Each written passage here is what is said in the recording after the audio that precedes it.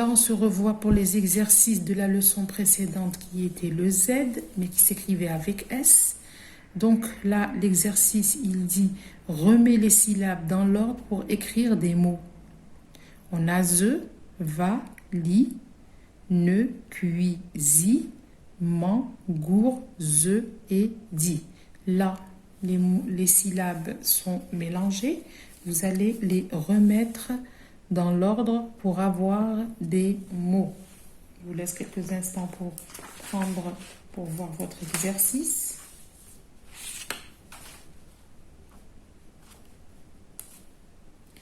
Là, nous allons voir le deuxième exercice. Là, on nous dit d'entourer, dans chaque colonne, entoure la syllabe que les mots ont en commun.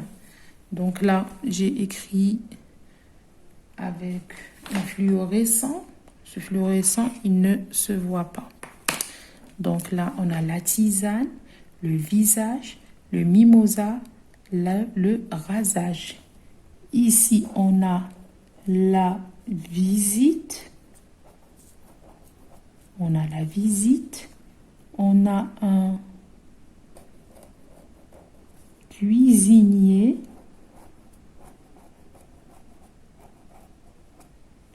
Un cuisinier. On a un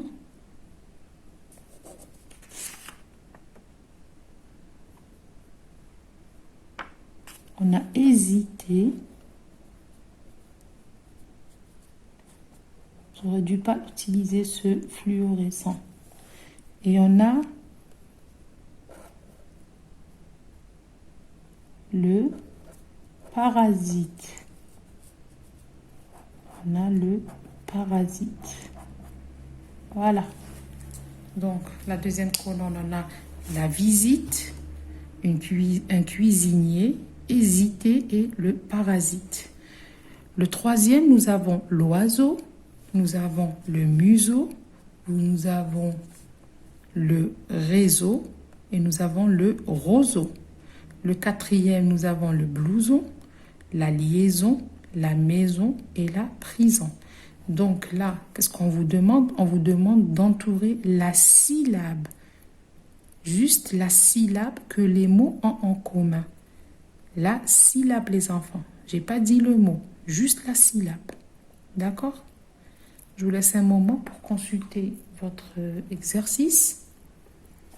Regardez-le pour pouvoir le recopier après. Voilà.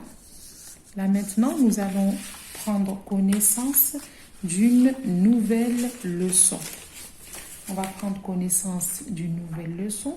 On va voir qu'est-ce que c'est une phrase interrogative. Vous vous rappelez, à chaque fois quand on fait les lectures, on a le point d'interrogation. Et à chaque fois, on disait à quoi sert le point d'interrogation. Alors là, comme la feuille est grande, je vais la couper pour la centrer et pour que vous puissiez bien la voir et comprendre. Donc, voilà, la maîtresse elle a coupé la feuille. Je vais vous la poser. Alors là, on a une phrase interrogative. On sait qu'une phrase interrogative, ici, elle dit qu'elle est fermée. Pourquoi qu'elle est fermée, les enfants? Elle est fermée par le point d'interrogation. Alors, regarde, qu'est-ce qu'elle dit? Qu'est-ce que dit cette coccinelle? Elle dit, « Et toi, tu veux te battre? Est-ce que tu veux te battre? Veux-tu te battre ?» Regardez comment que les questions sont posées. « Et toi, tu veux te battre ?» Un point d'interrogation. Elle est en train de poser une question. Est-ce que tu veux te battre? Regardez, là, on va employer est-ce que. Est-ce que nous donnera une question avec un point d'interrogation. Veux-tu te battre? Aussi. Donc, une phrase interrogative, elle finit toujours par un point d'interrogation. Il ne suffit pas juste de poser la question, mais il faut poser, il faut les écrire. C'est des indicateurs. Ces indicateurs, qu'est-ce qu'ils font? Ils nous montrent que ce qu'on a, ce sont des questions.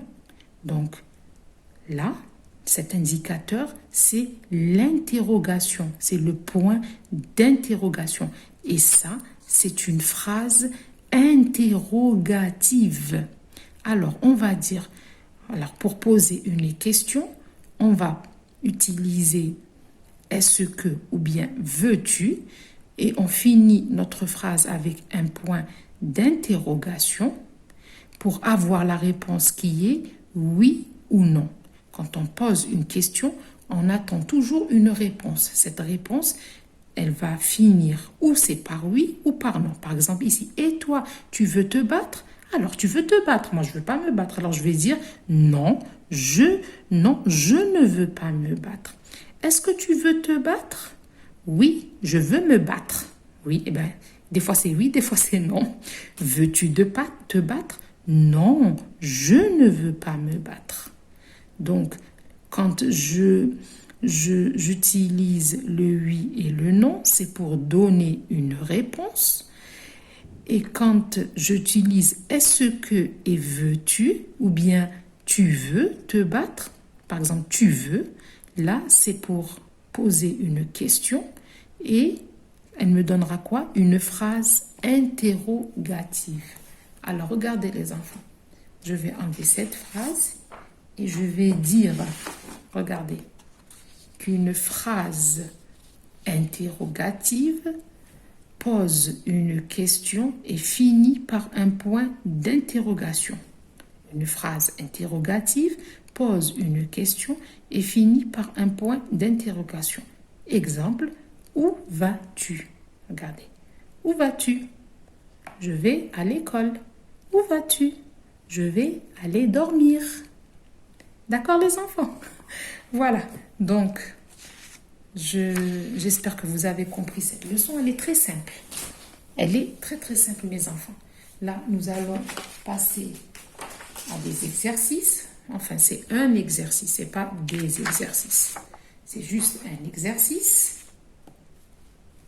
Alors, là, l'exercice, il dit, regardez, il vous fait même un sourire.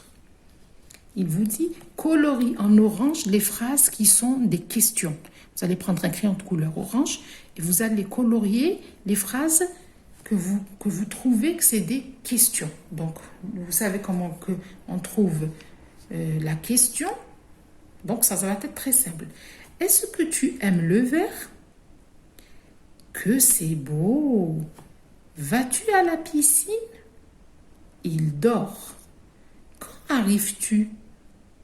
À demain. Quand reviens-tu? Elle boit du café.